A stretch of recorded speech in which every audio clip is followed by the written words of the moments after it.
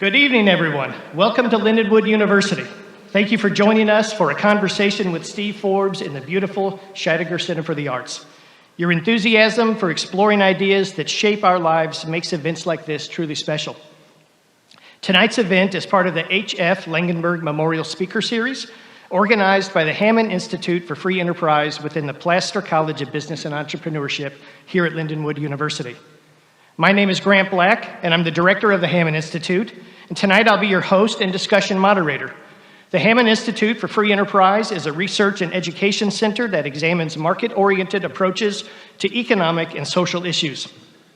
It strategically supports our students, faculty, and region through a wide range of programs, activities, and opportunities. As part of these efforts, the H.F. Langenberg Memorial Speaker Series, which began in 2017, has aimed to bring distinguished thought leaders to the St. Louis region, sparking civil discussions that resonate within our community. Tonight's program will begin with Mr. Forbes sharing his insights on the importance of free enterprise and entrepreneurship to the success of America. After his initial remarks, Mr. Forbes will respond to some questions that have been previously submitted by audience members. At this time, please join me in welcoming Dr. John Porter, President of Lindenwood University.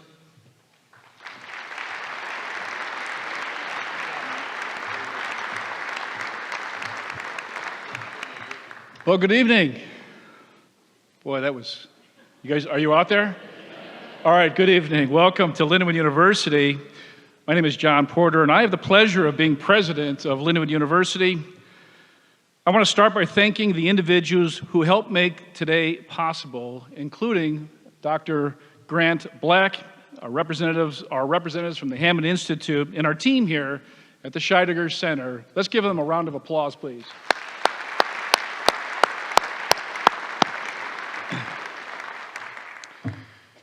We are thrilled to welcome all of you to Lindenwood University's campus this evening in our wonderful J. Scheidegger Center for the Arts. Today, Lindenwood welcomes Steve Forbes, a renowned American publishing executive and public policy leader. Mr. Forbes serves as the chairman and editor-in-chief of Forbes Media, a name that I'm sure you all know very well. Mr. Forbes' newest project is the podcast, What's Ahead?, where he engages the world's top newsmakers, politicians, and pioneers in business and economics in honest conversations meant to challenge traditional conventions. Mr. Forbes helped create the recently released and highly acclaimed public television documentary, In Money We Trust, which was produced under the auspices of Maryland Public Television. The film was inspired by the book he co-authored, Money: How the Destruction of the Dollar Threatens the Global Economy, and What Can We Do About It? His latest book, Inflation: What Is It, Why It's Bad, and How to Fix It, takes on one of today's most pressing issues. I think we can all relate to that. In it, Mr. Forbes explains what's behind the worst inflationary storm in more than 40 years, answering key questions in an engaging, compelling discussion. Mr. Forbes also writes editorials for each issue of Forbes under the heading of Fact and Comment. A widely respected economic prognosticator, he is the only writer to have won the highly prestigious Crystal Owl Award 4 times. All of this and so much more is why today we are excited to welcome this renowned individual to Lindenwood University. Today it is my great honor to introduce Mr. Steve Forbes.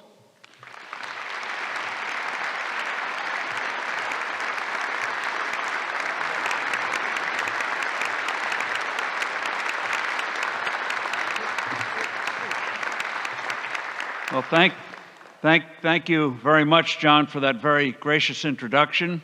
Thank all of you for coming here this evening. And I'm glad most of you already had dinner, so there's nothing that can come up my way if there's some dissatisfaction with what I'm about to say. But our country today, as we all know, we live in a troubled country and indeed in a troubled world.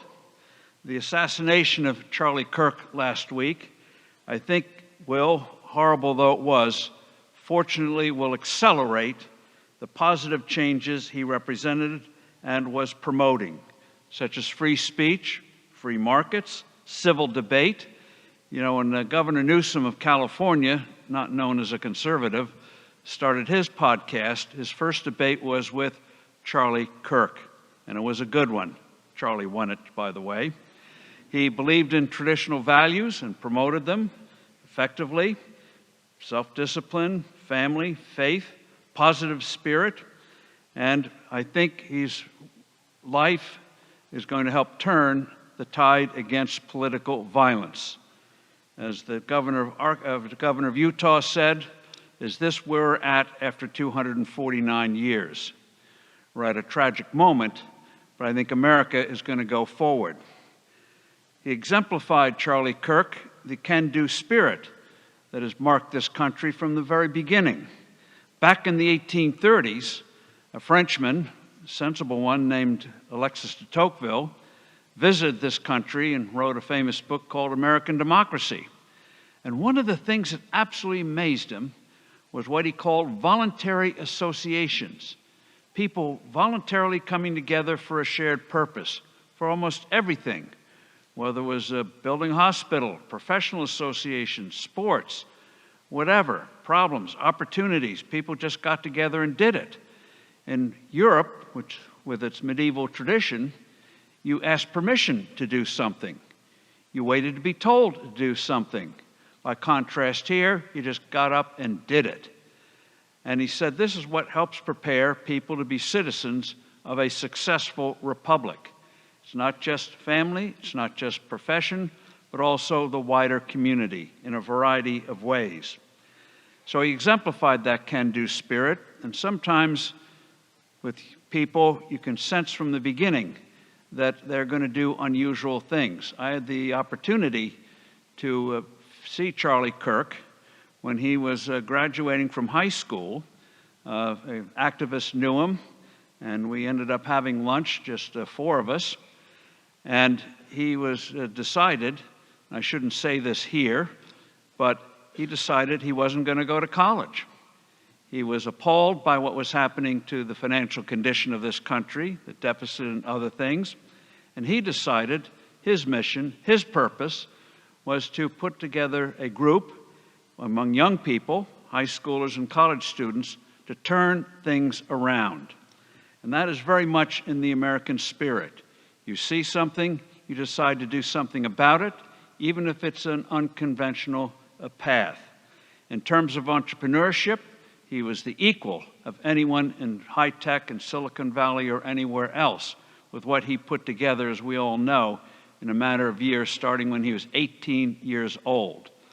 And as there was said, when Lincoln was assassinated, he now belongs to the ages. His example will live forever and will strengthen the country we all love. John made reference to economic challenges, what's happening, what we see ahead. And I just want to begin it. I'm going to discuss things like the Federal Reserve and things like that. And by the way, on monetary policy, which I'll be discussing in a moment, I'll just give you an advanced warning. It's not the most exciting subject in the world. And so let me give you a bit of advice as a sort of a gift to you for what I'm about to do to you. And that is, if you're ever on an airplane, in coach, middle seat, and you want to get a little bit of elbow room with your seatmates, start to talk to them about monetary policy. Just hope they don't throw you off the plane. Or if any of you are single on a bad date, you want out, start talking about monetary policy, and that person will be quickly a ghost now and forever. You'll never see them again. But in terms of, before I get to some of the challenges with the Fed and some other issues, I think we should realize, though, that for all the problems we face and the cultural challenges we face, this still is an immensely strong country. What we're doing in high technology is amazing. Make no mistake, we're still ahead of the rest of the world in most areas. You see it in healthcare. As I get older, somehow it becomes more personal. And in terms of what lies ahead there, in terms of we'll see in a few years amazing things like being able to replace heart, lungs, kidneys, other body parts, like you change a tire in a car. Advances are being made there. Finally, effective research is being done in the area of Alzheimer's and dementia. There's dead-end research there for years. They thought plaques and tangles, which Dr. Alzheimer discovered over 120 years ago when he did that famous autopsy. And he warned then that the plaques and tangles in the brain are the result of the disease, not the cause of the disease. But for decades, immense amounts of money were poured into the idea that they are the cause, not the result. Now, finally, we're getting on a good path in that, and the sooner, the better. And artificial intelligence, as I told some students earlier, I don't know why they came up with that name. You know, with any new technology, you're always going to have people who misuse it, but the promise of it is enormous. And why they call it artificial intelligence, as a friend of mine said, you don't call airplanes artificial birds. You don't call automobiles artificial horses. And so maybe they should call it advanced intelligence or something. But it is properly used, it's going to do wondrous things. One of them is, as we know, bringing a new medicine to market in this country is immensely difficult. It takes 10, 12 years, $2.6 billion. And at my age, I want these new medicines in 10 or 12 days, not 10 or 12 years. And one of the things that I think artificial intelligence is going to do is to find ways to vastly accelerate the creation of new medicines. Not a moment too soon. So, but in terms of the challenges, let's start with the Federal Reserve. They've been in the headlines recently, our central bank, about controlling interest rates. They cut the interest rate the other day a little bit with hints of more to come. But as everyone knows, a big fight is between the Federal Reserve and the White House, between the chair of the Federal Reserve. Why they call people chairs now, I don't know. Chair Powell. I mean, I guess it's better than sofa or something. But instead of chairman or chairperson or chairwoman, they call him chair. But anyway, Chair Powell is in a fight with President Trump. And it's being portrayed as a titanic battle that is going to have huge implications, the challenge to the independence of the Fed. The fact of the matter is that presidents and Federal Reserve heads have been fighting for years on and off, not with the flamboyance of this one, but the battles were intense. Just give you one example. Back in the 1960s, the head of the Federal Reserve, a fellow named Martin, we had a president called Lyndon Johnson, who was involving us in the Vietnam War, required a lot of spending.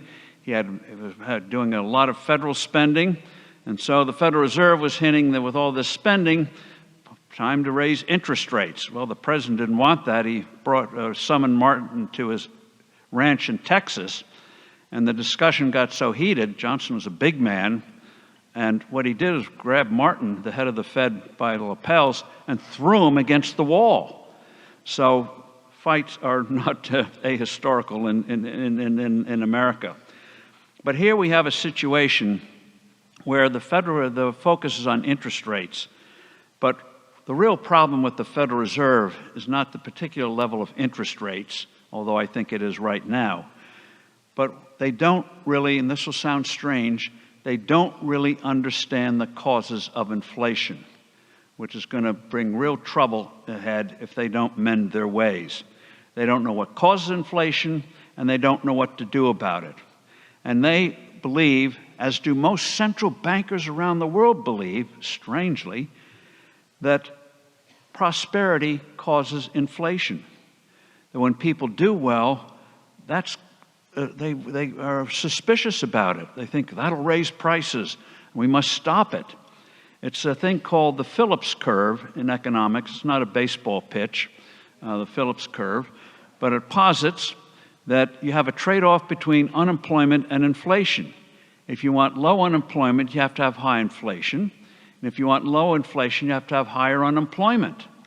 So the Federal Reserve thinks you cure inflation by depressing the economy. And if the economy does well, some of you may recall in the past when the economy did well, the central bankers at the Fed will start warning about the economy overheating. like it's an engine, overheating, growing too much. But just ask yourself a simple question. If your income goes up, do you start to sweat at night? Do you feel you're overheating because your financial... It's preposterous. People are an economy. We're not machines. So they have a bias against, amazingly, a booming economy. And so that's why whenever they think inflation is out there, they want to do something about it the wrong way. It's sort of like what they did in the days of old. Physicians in the days of old, docs in the days of old, when you got sick, they bled you. And of course, that got rid of the pain and suffering because it got rid of the patient. But that kind of mentality still amazingly exists at our central bank today. Now, real world experience shows that their theory is nonsense. Actual experience shows it. In fact, there have been a number of Nobel-winning prizes economists who said it's nonsense, but nonetheless, it's still holy writ at the Federal Reserve. So they have this big blind spot. They can't distinguish between two types of inflation. One is monetary inflation, which means you reduce the value of a currency, the dollar in this case, usually by creating too much of it, but there can be other causes, and non-monetary inflation. Now, in terms of non-monetary inflation, what that means is prices go up for things like natural disasters, earthquakes, hurricanes, and the like. Disrupts production. So it could be natural disasters, could be wars, could be the pandemic lockdowns, which severely disrupted supply chains here and around the world, and that sent prices soaring. And so in terms of the Fed, they think if prices go up because of those factors, they have to depress the economy. But the prices can be raised by things like disrupting production, and regulations. In recent years, the U.S. has imposed extensive regulations, especially on manufacturing. We know that we've had manufacturing problems, but in the last 20, 25 years, they've just piled on regulations, all in the name of trying to make us better. You remember a thing called dishwashers? Remember we could put a load in and would do it in an hour? Now it's 3 hours, 4 hours? That's because of regulation. So a manufacturer today, in the last few years, by the way, regulations have cost this economy, the numbers are so big you can't comprehend it, over $2.5 trillion. So let's bring it a little more down to earth. The average manufacturer, and of course that covers a whole array of activities, costs of regulations have been calculated per employee is $29,000 versus $5,000, a little over $6,000, the taxes cost a manufacturer per employee. For smaller manufacturers, you can get up to $50,000 regulations per employee. Now ask yourself a question. Do you think China is imposing regulations that are causing their manufacturers $50,000 per employee? What do you think the number there is? Probably close to Zippo. So we've done ourselves enormous harm. But there's nothing the Fed can do about that. That's got to be done by the executive branch, by Congress, which finally we're starting to do. So in terms of non-monetary inflation, the Fed should just realize it's out of their hands, and they shouldn't depress the economy because the regulators do something dumb. Now, on monetary inflation, that is printing too much money, that the Fed can control. They can control the creation of money. And it's very simple. It's sort of the ultimate ATM. So they'll call up a bond dealer, let's call him Goldman Sachs, and say, we want to buy $1 billion of bonds. Goldman says, fine. They deliver the bonds, and the Federal Reserve credits Goldman's account at the Federal Reserve $1 billion. Where did the $1 billion come from? Thin air. It's wonderful, perpetual ATM. And if you do too much, when you lower the value of your currency, you're going to get real trouble. So the basic solution to that is a stable value for the dollar. We all know you want in terms of the marketplace, you want weights and measures to be constant. When you buy, say, a pound of cheese, you want it to be 16 ounces. You don't float the scale, so you get 13 ounces one day, 18 the next. You want the fixed weight, and you want fixed measures. The same is true of money. Money measures value, the way a clock measures time, or a ruler measures space, or a scale measures weight. Now imagine for the moment, the Federal Reserve was in charge of the Time Bureau. They decided, as they do with the dollar, they float the clock. 60 minutes, 1 hour in a day. Next day they go to 48 minutes in an hour, 22 the day after, 49 the day after. You know that's going to gum up the marketplace, make life more difficult. So let's say you want to bake a cake, and you read the directions, say, bake the batter 30 minutes. You have to wonder, is that nominal minutes? Inflation-adjusted minutes? Is it a Missouri minute, Mexican minute, New York minute, Bangladesh minute? Makes life very confusing, gums up the marketplace. Since we went off the gold standard back in 1971, because of this kind of uncertainty, sometimes we have periods of stability, then periods of instability, as we've seen in recent years. The average growth rate in this country has fallen by about 1%. Now that doesn't sound like a lot. But you do that over 50 years, where we used to average.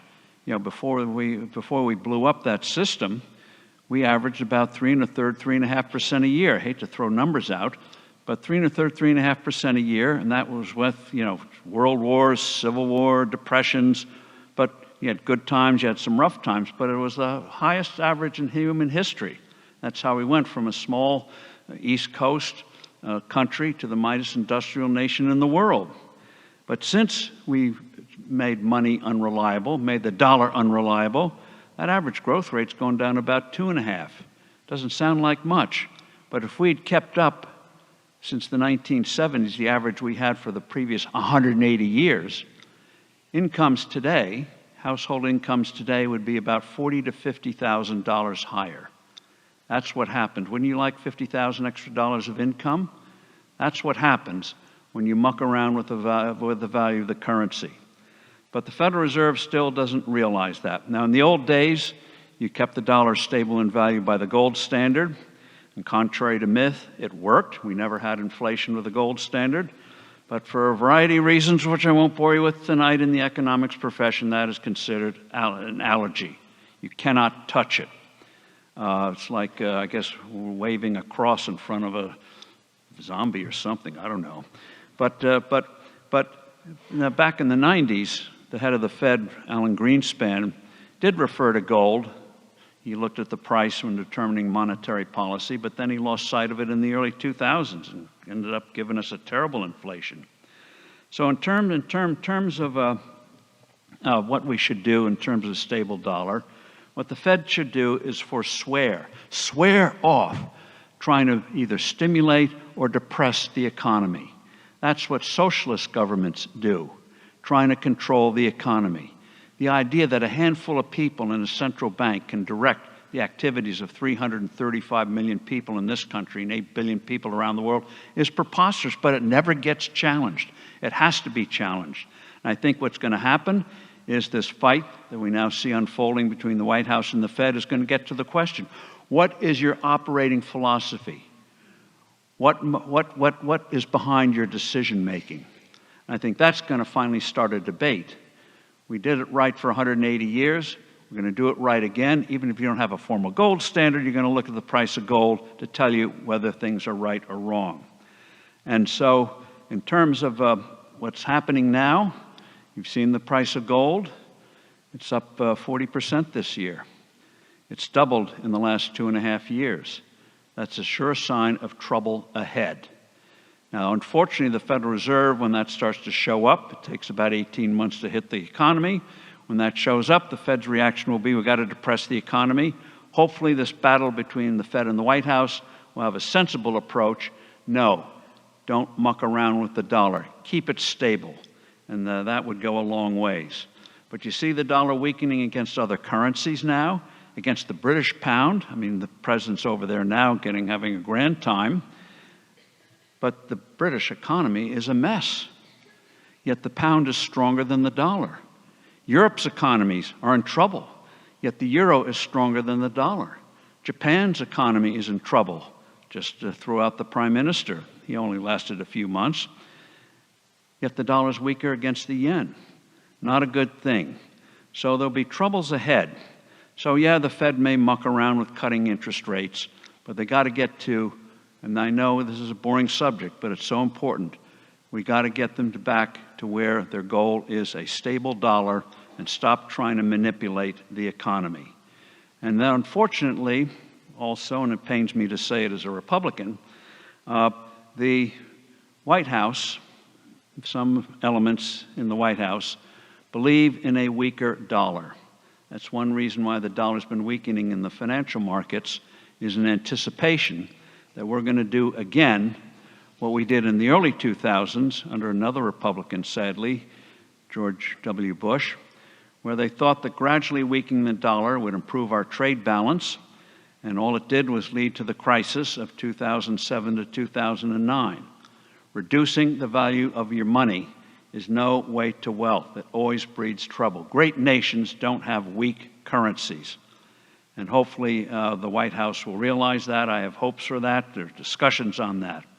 So in terms of the Federal Reserve, the focus is on interest rates. The thing you should watch out for, when does the discussion come to get the Fed and other central banks doing what they should do, and that is stable currencies. Just as you don't float clocks, you don't float scales, you don't float rulers. Imagine trying to build a building if the number of inches in a ruler changed each day. 12 inches one day in a foot, 8 inches the next. You know what kind of building you'd end up getting. So we did it for almost 200 years, stable value for the dollar. We got to do it again. Now this leads to another hot topic, and I'm glad again they don't serve refreshments here. Tariffs. I'll be blunt about it, since the exit's right here if anyone gets upset. But tariff is another word for tax. It is a sales tax, an excise tax. It is a tax. And what it does is, when you put in a tax, it acts as what you might call a wedge between producers and consumers, buyers and sellers. So, one way or the other, it increases the cost of doing business. May not lead to higher prices, but it will lead to less economic activity. Let me make it simple. Let's say somebody earns, I'm picking a number, $20 an hour, and the person wants to buy an item that costs $200. 20 hours, pretend there are no taxes. That person would have to work 10 hours, $20 an hour, to get the money to buy the $200 item. Now imagine if the tax goes up to 50%, then it's going to take more than 10 hours. It's going to take 30 hours or more, because of after income goes down from 20 to 10, they're now going to have to work, instead of 10 hours, 20 hours. Taxes are a wedge. So in terms of uncertainty, you see the tariffs already. Japan, cars, South Korea, Toyota's already said it's going to cost $9.5 billion. They'll eat that now, but not forever. So why the tariffs?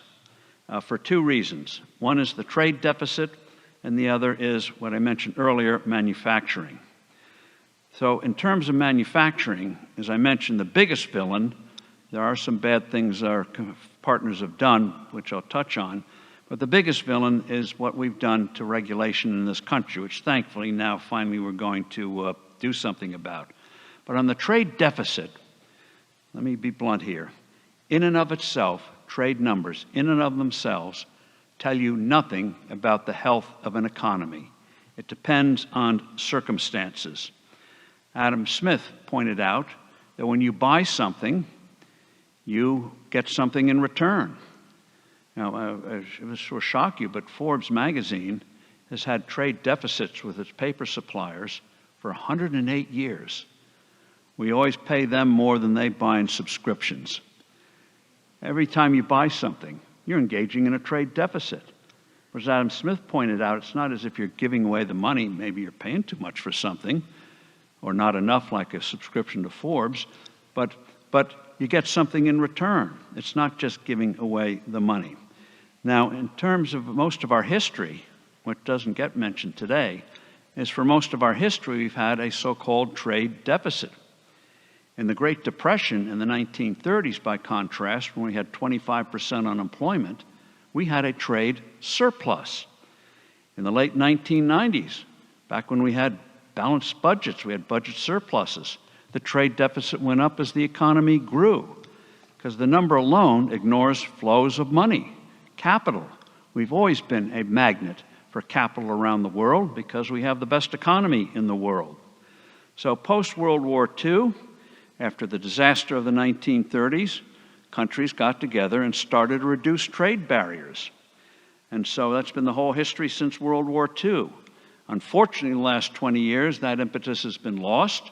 So when a country has a higher tariff than we do, that should be the subject of negotiation, ongoing, persistent. Just as we've done since World War II, trade barriers have plummeted, what we had in the Great Depression, and the world benefited from it. Now, as for the tariffs, unfortunately, pains me to say it, the preparation for this regime of tariffs was not the best laid out in the world. You remember Liberation Day, April 2nd, when they had the president had that big tablet with countries on it and tariff rates. One of the places they had on it were some islands called the Heard and McDonald Islands.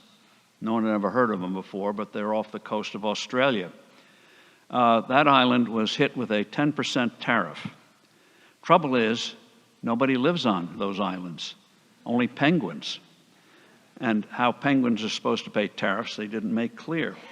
So it was unfortunately not well thought out in terms of how you approach this thing, how you connect the dots. You know, we're mad at India because of Russia, so we put on a tariff on them, higher tariff. But we haven't done the same thing in retaliation for the Chinese. So in terms of the tariffs, I think what's going to unfold is the Supreme Court has a case before it now where many of those tariffs will be declared unconstitutional because they came from executive order, and the Constitution is clear, taxes must come from Congress. And there are tariffs that have been enacted through proper measures, for things like Section 232 and others, that we pursued in the past. Those will stay because they went through the legislative process. But the ones in recent months have not gone through the proper legislative process. So the Supreme Court, I think, is going to throw them out. Now, what people say, what about all the tariffs we've collected? I think the court will bend to practicality there and say, what's collected is collected. You can't undo the past. But in the future, if you want a tariff, you have to get it through Congress. Now, maybe when they have a reconciliation bill, which I'll touch on in a moment in terms of hopefully new tax cuts, they may have some tariff provisions in that. But in terms of the tariffs themselves, they got to be approached very carefully, and not in a inconsistent fashion. And in terms of what's happened with our trading partners, again, when something is unfair, then you do something about it. But when for example, you hear that our tariff on European cars is 2.5%, the tariff on our cars into Europe is 10%, they forget to mention, why aren't there European SUVs imported to this country? Most of the foreign ones you buy are actually manufactured in the US because we have a 25% tariff on what are in fact SUVs. They weren't even invented. They were applied to certain kinds of trucks in the 60s, and now they apply to foreign-made SUVs, 25%. So both countries have to sit down and get things done. And I think they will. Well, we've got to, once again, remove these trade barriers. Let me hit on a couple of other things before we get to the Q&A. One is entitlements. We have a big spending problem. We know the deficit has been at gargantuan levels, especially for a country that is relatively peacetime. We're seeing a level of the national debt not seen since World War II. when we fought a war to save civilization. So in terms of entitlements, especially Social Security, you're hearing that's going to run out in 2033 or 2034. You hear that Medicare is going to run out and Medicaid's going to run out maybe a few years before, maybe a few years later. The fact of the matter is, the growth rates that they assume all these disasters are going to happen are about half of our average growth rate. If we get back again, which I hope we will, and I think we will in coming years, our average growth rate that we've had for over 2 centuries, those problems go out for 10 or 20 years. In other words, we have time to deal with them. And I shouldn't say this because politicians like to scare you, but the Social Security Trust Fund, first of all, is a fiction. It's just Treasury IOUs. When money comes in from Social Security taxes, FICA taxes, it's spent immediately. And the Treasury gives the Social Security Trust Fund a non-market IOU. Now, if you did that in a private company, you'd get in trouble, taking the cash and then putting in an IOU. But that's what they do. So in terms of the trust fund, even if it theoretically runs out of money, 8 years, 10 years, I guarantee you, benefits are not going to be cut. Politicians want to get reelected. They will find the money somewhere else. Now, that presents other problems, but the benefits are not going to go away. So I think is going to happen, which again sounds a little strange today, but I think it's going to happen in the future, and that is for younger people, we're going to bring in a new system where part of their payroll tax goes to their own personal accounts, like a sort of an IRA or 401k. Now, there'll be regulations, strict regulations on what you can do with the money, but research has shown amazingly that even if you just invested the money in bank CDs, you'll get, by the time you might want to retire, 3 times what you get from the system today. The way the system has been managed has been nothing short of a scandal in terms of return on the money you've been putting in during your working lives. And the nice thing about personal accounts is you choose your retirement date. If you want to do it at 60, fine. If you want to wait till you're 95, fine, you're an optimist. If there's money left in your account, you get to direct it to your heirs. And if you're mad at your relatives or kids, grandkids, you can give it to your dog if you want, but it's your money. You do what you want with it. And that turns a system that is destroying capital into one creating capital. Imagine what it does to the psychology of a person going into the workforce, kid doing a teenage job. Suddenly, he or she is accumulating something they call capital. And they'll realize that's not a gift from politicians. That money comes from their labor, their work. And as these accounts begin to accumulate as they do, they're not going to have much tolerance for policies that undermine the value of what their work has created. So in terms of Social Security, I'm an optimist. We have enough wealth to pay the benefits we promised for years to come, but I think a new system's going to come that could be very, very exciting. Let me just hit health care, because that's another big entitlement, Medicare and Medicaid. Why do we have a crisis in health care? It's not the quality of health care in most of the country. Some big positive things are coming.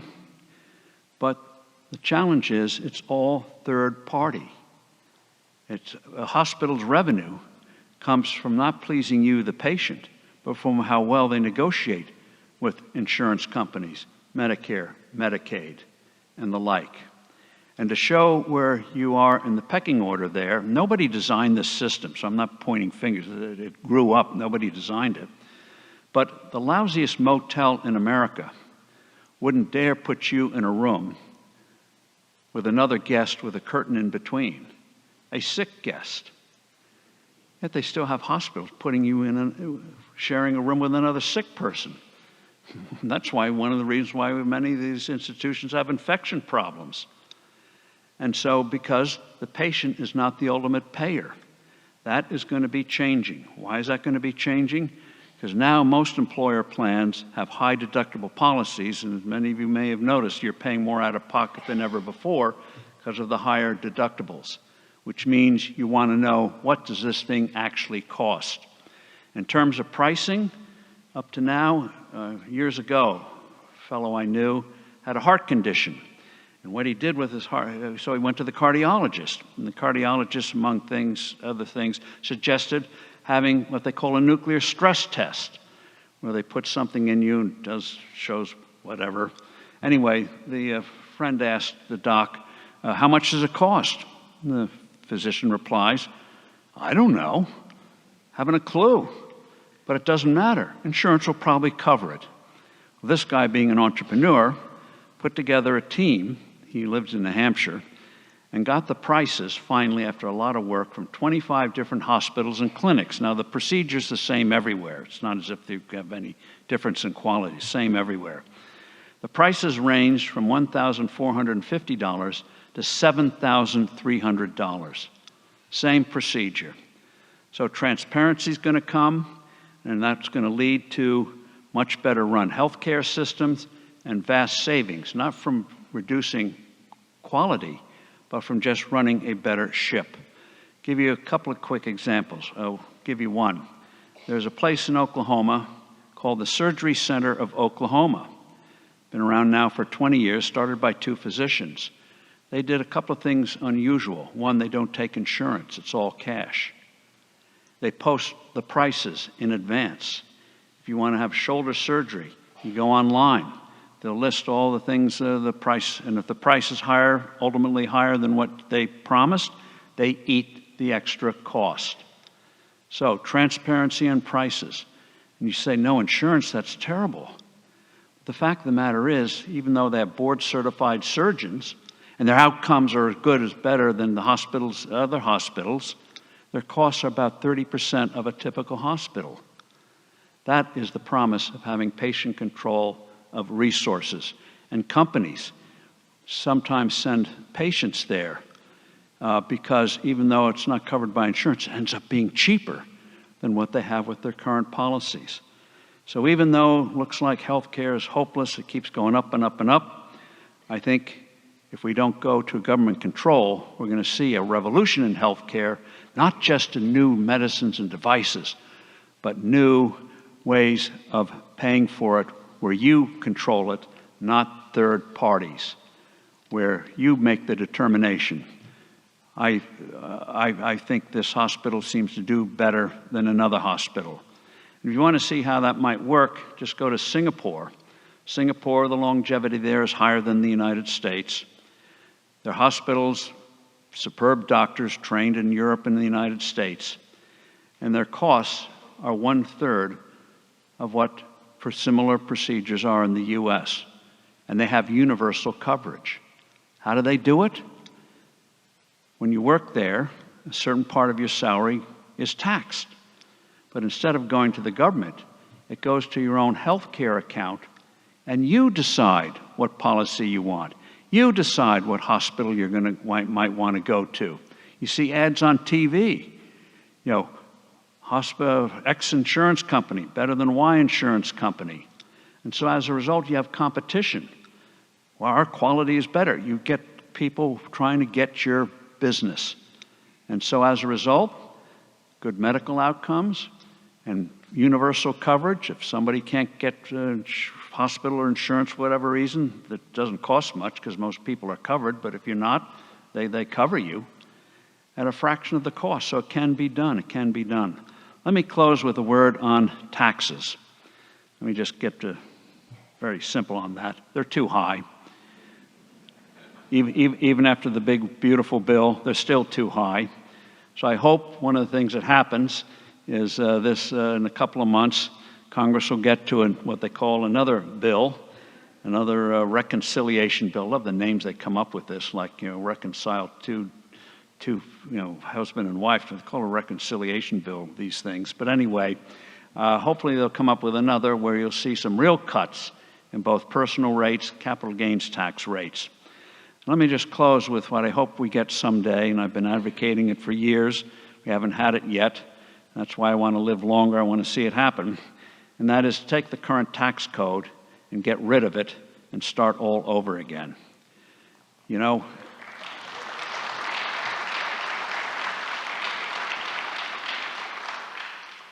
the thing is a scandal. It's over 10 million words and rising. Nobody knows what's in it. It's a source of corruption. Several years ago, a number of years ago, a magazine did a survey. They took a hypothetical family's finances and gave the numbers to 46 different tax preparers, people considered the best in the field. And you know what they got back? 46 different estimates of what the family owed. Thousands of dollars of difference in some cases. This from people who make their living at the thing. The IRS tells us we spend over 6 billion hours a year filling out tax forms. Some say it's really actually 7 or 8 billion. And the cost of complying with this monstrosity, corrupt monstrosity, incomprehensible monstrosity, is when you add the actual cash and the hours you spend, Tax Foundation found that's approaching now over $450 billion a year. Go back 20 years. Imagine if those trillions of dollars spent complying with this code, the billions of hours, the brain power trying to navigate this thing, cope with this thing, comply with this thing. Imagine if all those resources had gone to new products, new services, new medical devices, new medicines, how much better we'd all be off today. So it's a moral reason. Get rid of the thing. And hopefully a president will advocate that. And you should endorse him if he does.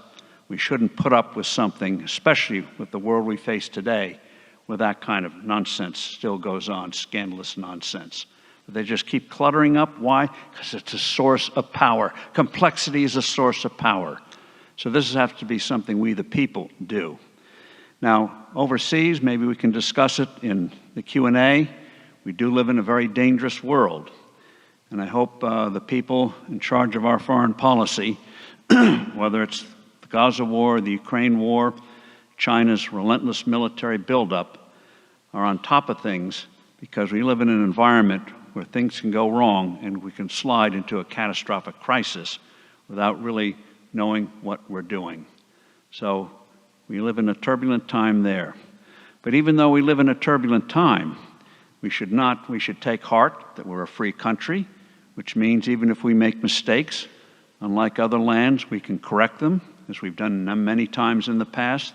In the 1890s, people thought this country was going down the tubes. The 1930s, Depression, people thought this country was over. In the 1970s, malaise, people thought we were declining. And unfortunately today, Russia and China believe we're a nation in decline like the Roman Empire, and that's where miscalculations can come. I think just as we've done before, we're going to show them, despite the challenges, we'll rise above them and show the world once again what a free people is really like. Thank you.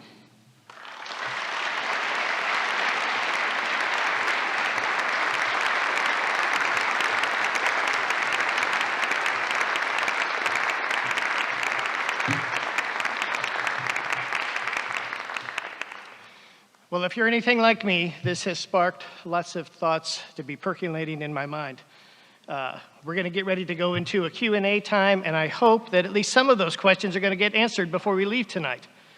Now, before you start raising hands, just know to make this a manageable situation in a venue like this, we solicited questions ahead of time from you, the audience. And while we aren't able to ask every question for the sake of time, we're going to share some questions that you have asked and give Mr. Forbes time to try to respond.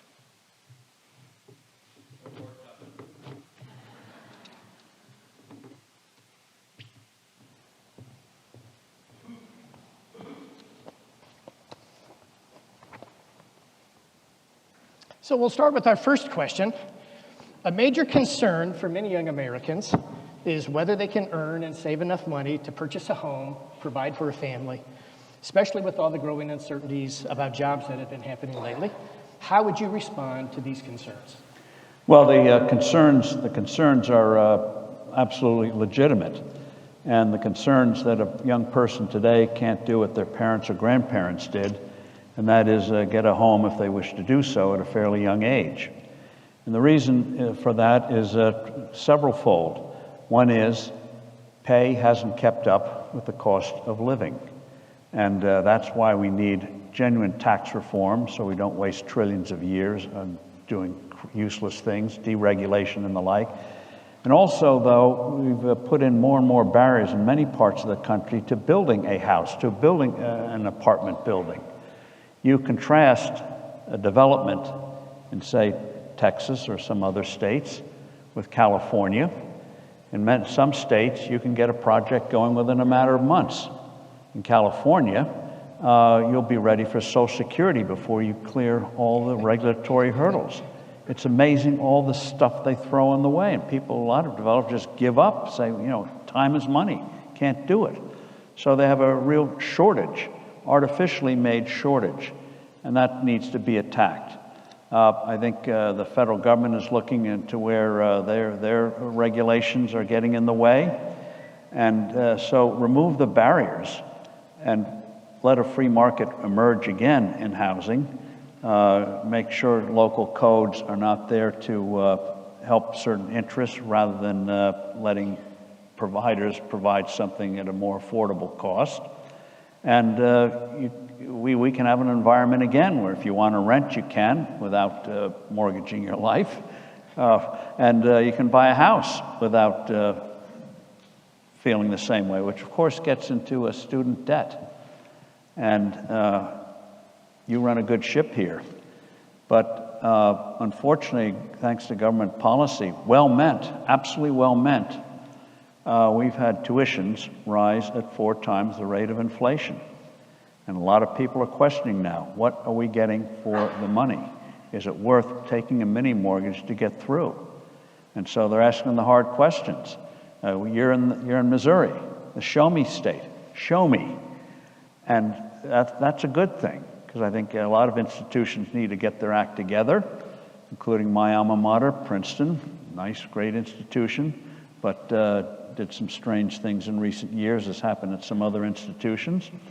And so you combine it, so you can leave college without being an indentured servant. You can then find something affordable. And then another thing on part of young people is, it sounds easy, but very, very hard to do, it's like dieting, but learn to maybe do it automatically so you never see the money. There's a handful of dollars each month to go into a mutual fund. If you don't have time to do the market, you go into a low-cost fund. There are many ones that do it for pennies. And that way, compounding will work for you. And for a young person, by the way, when they get a job, if they get a job, they should go into a company's 401k or whatever, max they can, and because even if the market goes down, you have the miracle of what they call dollar cost averaging. If you're putting in a certain amount each month, if the market goes down, you buy more shares. And research shows you end up doing better than the market through dollar cost averaging. And the thing about investing is emotions are your enemy. It's one of the only stocks in the world where if they're going down, you don't want them. And if they're becoming more expensive, you do want them. Climbing walls of worry. And so what you have to do in those circumstances for your retirement funds to a certain age is throw the statements. Don't go online. Don't open up the envelopes. Just know you're going to ride the thing out. It sounds maybe too optimistic, but this country always gets it back together. Always. And especially for younger people, ride the wave. Even though it may get a little rough at times, you'll come out ahead. So we got to remove the artificial barriers to housing, apartment dwellings, and the like. And there was a time, for example, in cities like Boston, even in New York before World War II, where they had housing for every income level. But regulations have made that extremely difficult to do anymore. Self-inflicted as a country. You touched on this earlier. Artificial intelligence is certainly transforming our world and will continue to do at a rapid pace. How do you foresee AI impacting our economy, including the nature of work and people's ability to live comfortable and secure lives? Well, AI is going to have a profound impact. A lot of work is going to be done better by AI, scut work, than by we humans. And so there will be some disruptions. But it also is going to create new industries and new jobs. What new jobs? If I knew that, I wouldn't be here tonight. I'd be starting businesses that finally can get me on the Forbes 400 rich list. We just don't know. Just as no one could have predicted 30 years ago the impact of the internet that we could have. You know, it's amazing. The first handheld, we called them cell phones back then, came from Motorola in the early 80s, was the size of a shoebox, weighed like a brick, 1 hour battery life, and cost $3,995. Today, it's gone way beyond telephony. It's a virtual supercomputer. If you had said 30 years ago, Grandma could learn to use a supercomputer, you've gotten some rather strange stares, including Grandma. But today, that's what you have in your hand. A supercomputer the size of this theater is now handheld. And that came from productivity and created new industries and the like that nobody could foresee that. We just don't know the future, which is, by the way, why socialism doesn't work, because we don't know what's out there. Let me just share one story, now that you got me on this, is in terms of entrepreneurship. In a free market, free country, entrepreneurs rise from the most unlikely reasons, backgrounds. It's amazing. I'll give you one example, a woman called Margaret Rudkin. Nobody's ever heard of her. I'm doing a series for the Free to Choose Foundation called Achievement. You can find it on a thing called IZZIT. It's a strange name, IZZIT.org. But anyway, it's these 3 or 4 minute biographies of people who created the modern world. Case of Margaret Rudkin. She was a mother, had several kids back in the 1930s, and one of them had health problems, including an inability to eat processed bread. And the physician said, well, maybe there's a certain kind of wheat maybe he could eat. Anyway, she got the idea of trying to create a new kind of bread. And she tried different recipes. She invented them all. The first ones didn't work very well. They're like rocks, the bread. But she ended up inventing modern whole wheat bread. And the son could eat it. The doctor was impressed, recommended it to other doctors, and she soon found herself in the bread business. And so she decided to call it on the farm on which she lived, which was Pepperidge Farm. And then a trip to Europe. She found a great chocolatier in Belgium. That's how you got Milano cookies and other things that those of us who are metabolism challenged still can't stay away from. And then a trip to Switzerland gave us goldfish crackers. So who would have planned the idea that a mother trying to cope with a kid who had health problems could create this huge business? You see that happening all the time. And that's the great thing about this country is, as Tocqueville observed, people just go out and try things. Most of the new businesses fail, but those that succeed, we all benefit from. So in AI, we got to make sure the abuses are there. And that's a society where we have to create new customs. There's certain things you just don't do. And the platforms have to do better in terms of trying to field things that are going to lead to real trouble. And we have to also do more on mental illness. A lot of things we have to do, but you don't kill the technology. You try to deal with the unpleasant side effects and try to get the full fruits of something that's going to immeasurably improve our health and standard of living.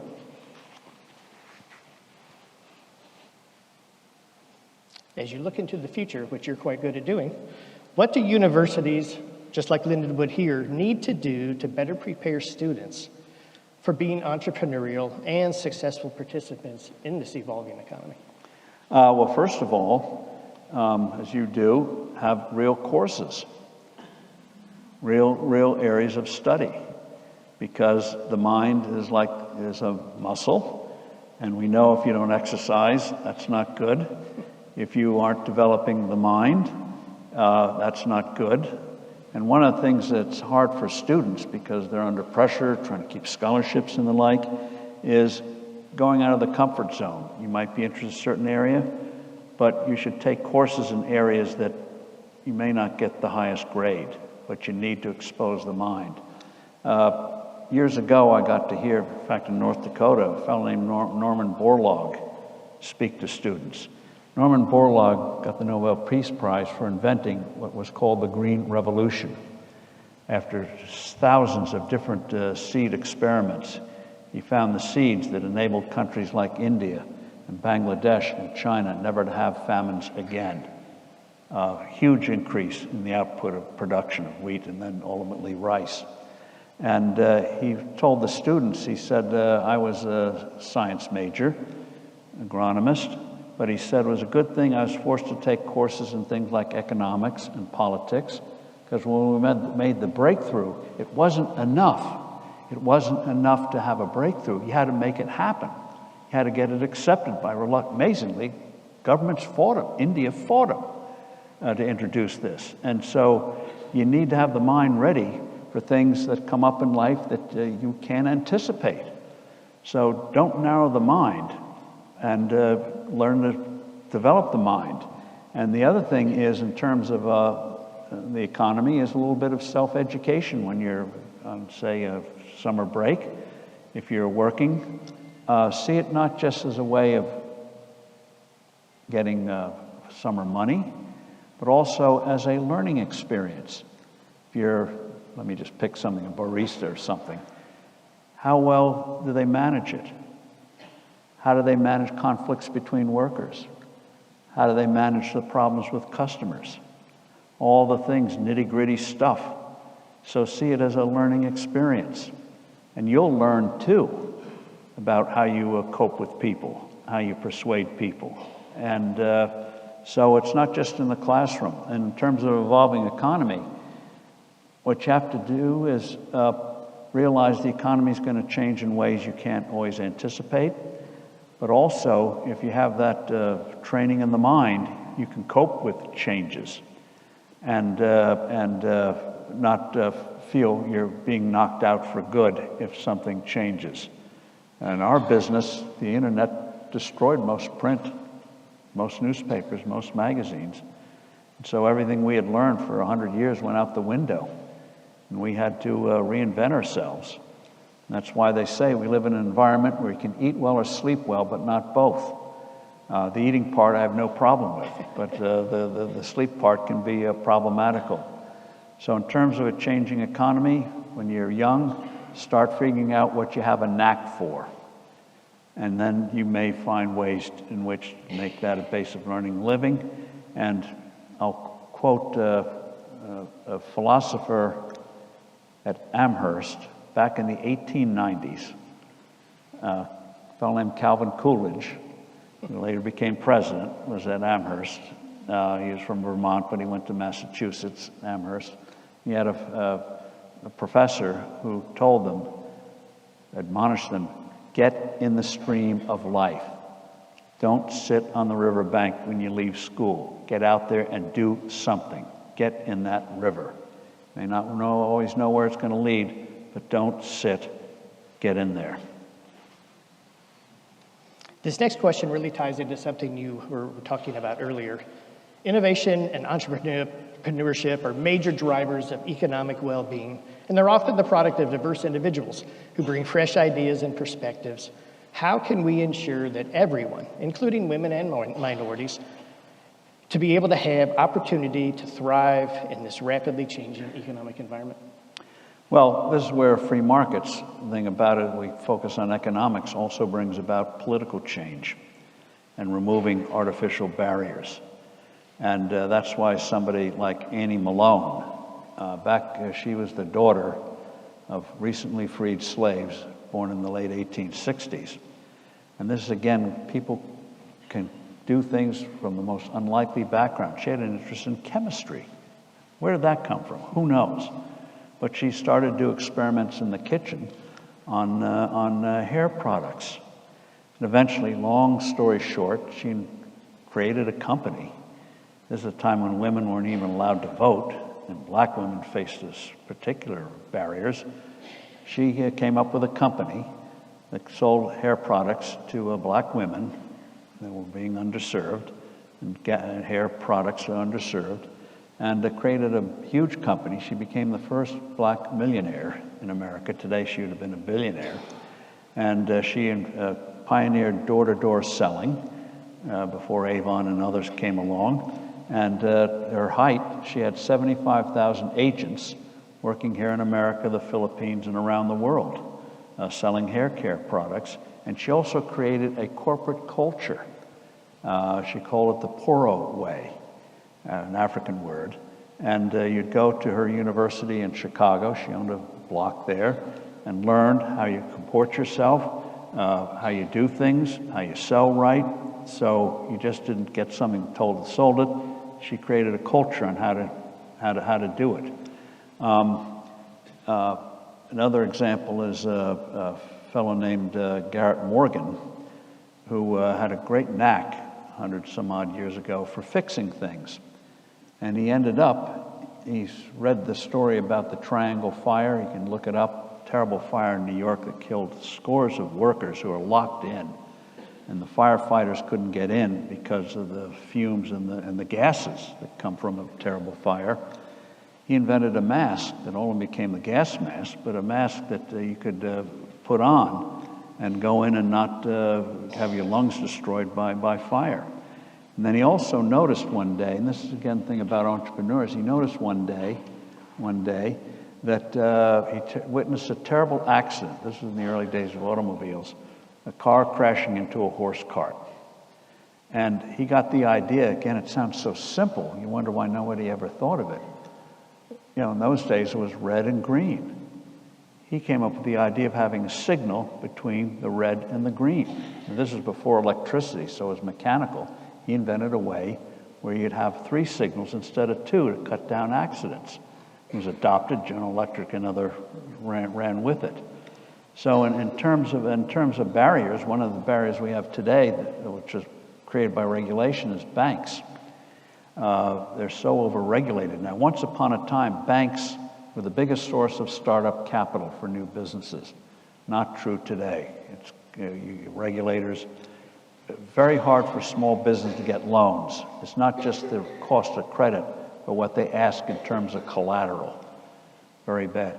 But the amazing thing is, especially before COVID, which group in America was starting more businesses by far than any others? Hispanics. 3 times more than any other group in America, starting new businesses. One of the things that was holding them back was access to bank credit, which we've got to deal with now that COVID is long behind us. So you remove artificial barriers, and then people will emerge again from the most unlikely places. And again, their success is our success. And so you don't have to be Superwoman or Superman to break through. It can be a path that's remove those barriers and be amazing what you'll see. All of it unplanned. Who knows what people are doing now, thinking of new things. And by the way, change can be fearsome, but also change can be an opportunity. An opportunity. Well, here's an opportunity I'd like to ask you about. What are your concerns about our excessive national debt, and how should it be reduced? On the national debt, the only way you're going to deal with it is by rapid economic growth. If you try to deal with it through spending cuts, that can take you so far, but you're going to get blowback. But you should do it, but that's not going to solve it.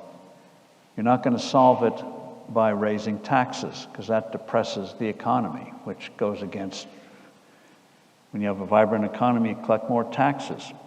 So after World War II, we had the highest national debt in our history, not to throw numbers out, was 121% of GDP.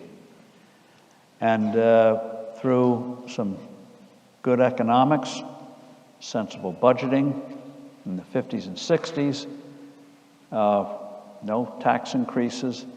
By the end of the 60s, that had gone from 121% to 35%, just through growth and not making everyone poor. That's what we got to do again. Unfortunately, after the 60s, we took the dollar off gold, which we'll probably never go back on again, but we paid a price. Spending started to go through the roof again. So we got to say, got to put a little grip on the spending and allow the economy to grow, which comes from entrepreneurs, which gets to something for students to remember, is what Thomas Sowell asked, great economist. Tom Sowell asked the question, what is the difference between us today and people in the Stone Age? Same planet, same resources, same appetites, same human body. The difference between them and us is we know more. We have more knowledge. That is the difference. And even if you have catastrophes like wars or whatever, if knowledge is not destroyed and the ability to create new knowledge is not destroyed, you can recover and move ahead. Just quickly give you an example of World War II. Most devastating war, tens of millions of people killed, hundreds of millions of people shattered and wounded, massive physical destruction, use of nuclear weapons. Experts thought it'd be a couple of generations before we could recover from that catastrophe. The amazing thing is, with the U.S. providing military security, so you didn't have to worry about an invasion. The fact of the matter is that Western Europe and Japan exceeded pre-war levels of production within a decade. Knowledge was not destroyed. And that's how you move ahead, creating new knowledge, whether it's in the laboratory, in the marketplace with a new idea, you create new knowledge. And that's how you move ahead. You touched on this earlier a bit, but I wanted to circle back to it. In your presidential campaigns especially, where you're probably most famous for thinking about this, you stressed the need for simplification of the tax system, including the adoption of the flat tax. So what are your views now? Have they changed at all? And what would you recommend as solutions?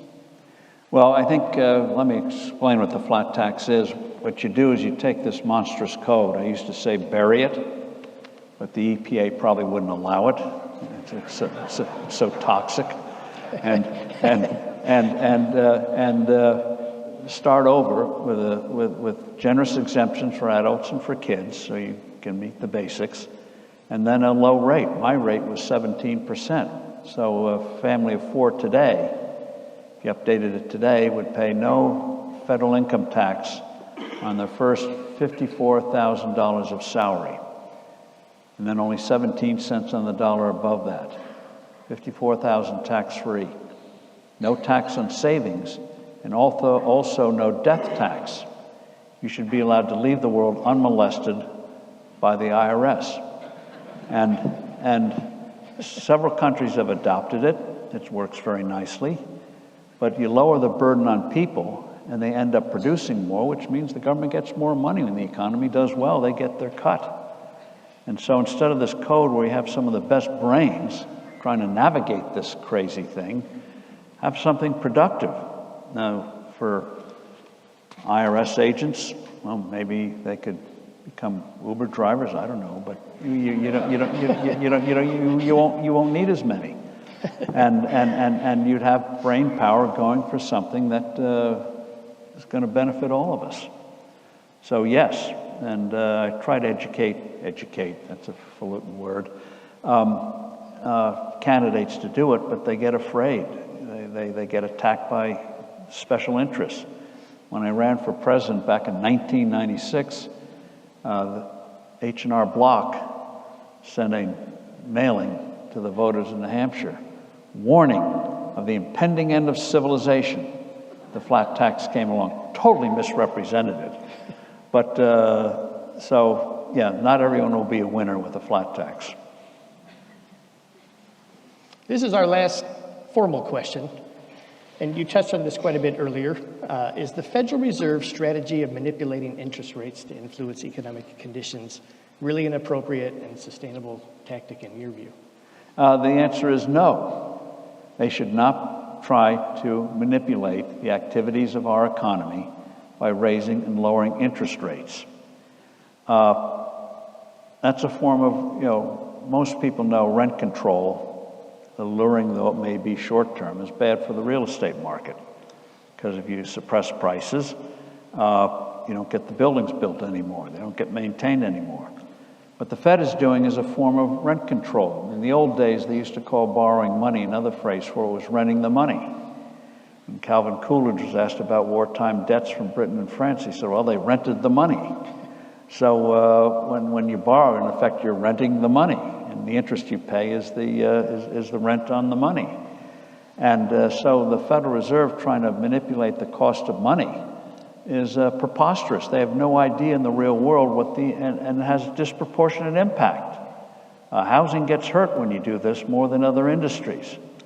And so leave the economy alone. It'll have its ups and downs, but they should not be trying to manipulate, trying to stimulate it or depress it, as they've been doing now. How many times have you heard, if you watch this stuff, experts say, well, if the Federal Reserve is too fast and lowering interest rates, the economy will get too active, bring back inflation.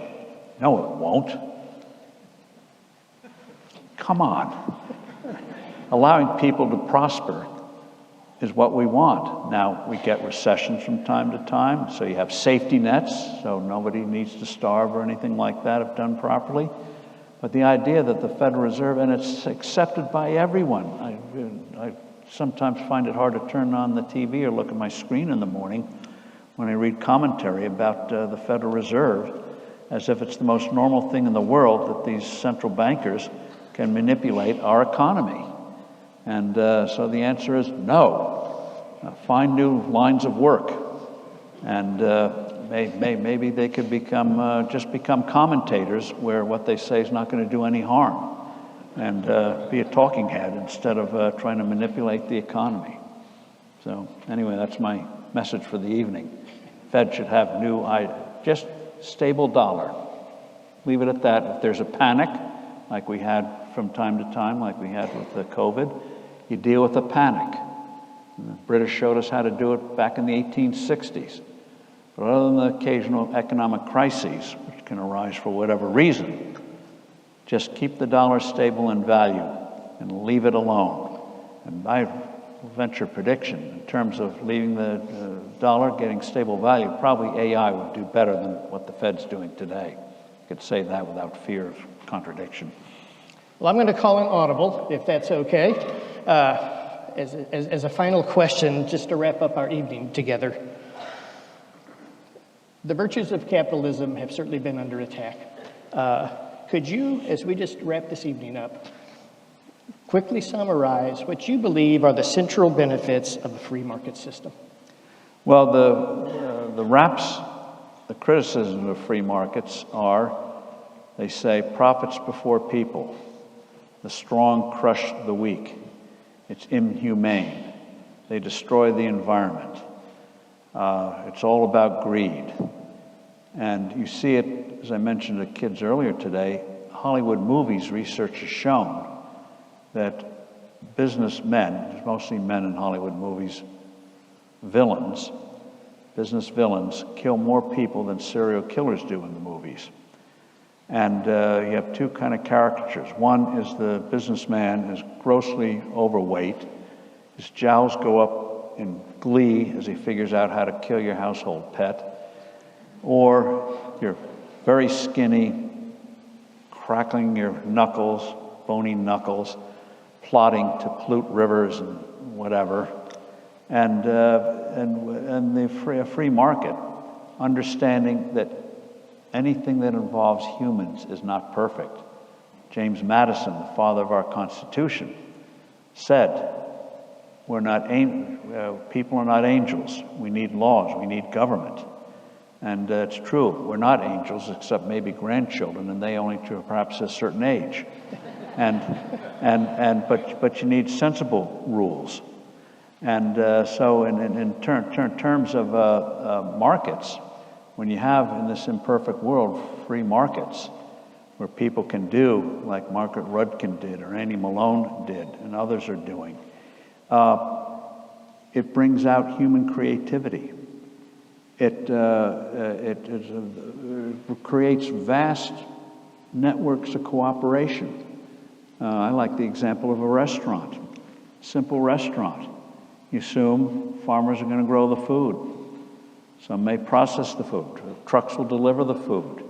Somebody's going to build the building for the restaurant, the tables, the utensils, the napkins, the stove, the refrigerator, all the things that go into involving tens of thousands of people that you'll never meet, providing parts and the equipment. Cooperation. And it's the exact opposite of inhumane. The way you succeed in a free market is providing something that somebody else wants. Even if you're that villain, that creature who lusts for money, you're not going to get it. You may have a personality that makes babies cry and dogs bark when you walk down the street.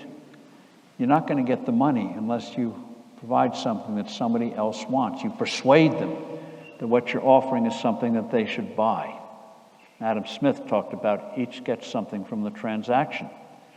And sometimes transactions always raise my eyebrows. I have 5 daughters. Is jeans. When I was growing up, having holes in the pants was a sign that they had passed their prime. Now you can charge $400 and give a name to it, a brand name. But that's a free market. You want to do that? Go ahead. But in terms of a free market, it's moral in the sense that you're meeting the needs and wants of other people. Now, Steve Jobs was once asked, did he do marketing surveys? He said no, because people don't know what they want until I show them. No lack of self-esteem there.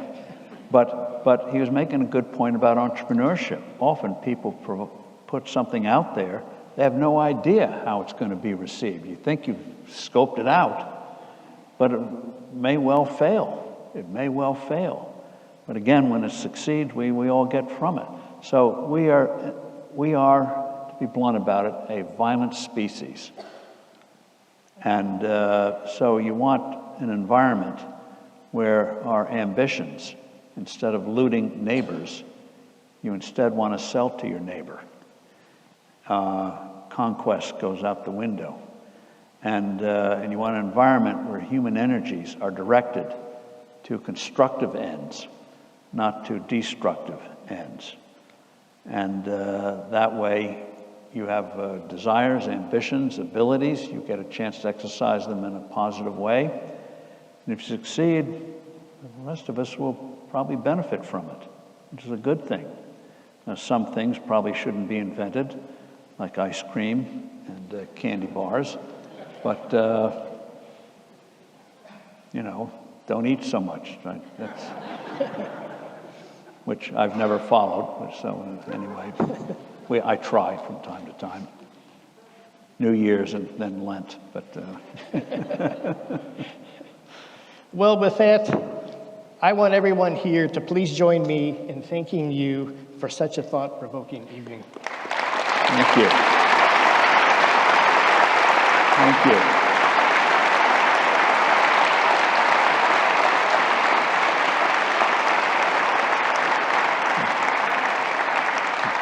you. Thank you for an institution that goes against the grain.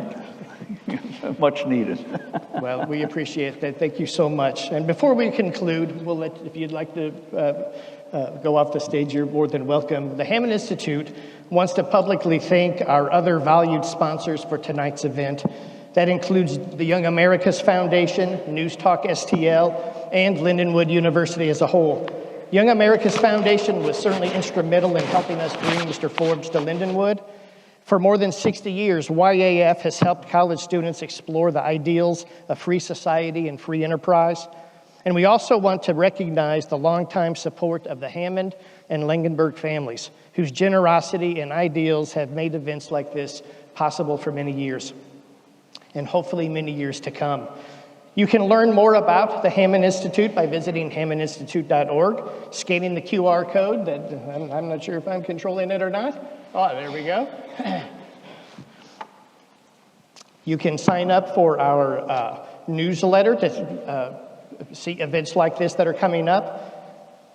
And we hope you will join us for future events just like this and discover ways that you can also become involved in our mission, which is to foster the principles essential for a society of free and flourishing people.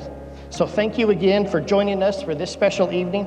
Good night and safe travels home.